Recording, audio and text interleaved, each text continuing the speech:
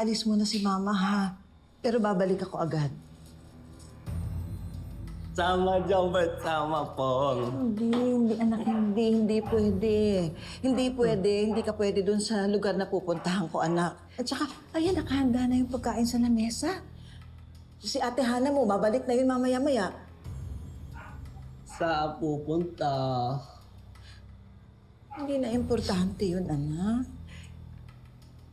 Basta, pag tumawag si ate mo, ipangako mo sa akin. Huwag kang magkikwento, ha? Sikreto lang tayo, ha? Hindi ka na kasi dapat nakialam kanina. Tingnan mo tuloy, nadamay ka.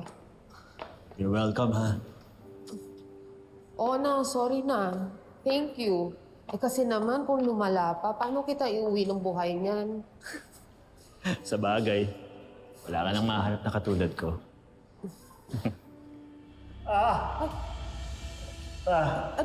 Ano nangyari dyan? Ay, Puruan yata kanina.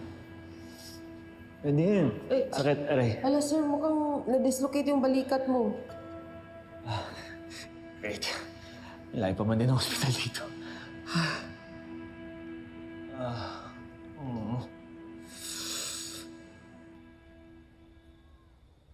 Diba, bawal? Bad? Sikreto? Schubert, anak, iba naman ito. At saka kailangan gawin ni Mama ito. Tsaka, anak, gusto mo ba yung nagagalit sa akin si ate mo? Di ba ayaw mo naman yung nag-aaway kami? Ayaw away ating mama. Ayaw away, Jobert. Mama, ate.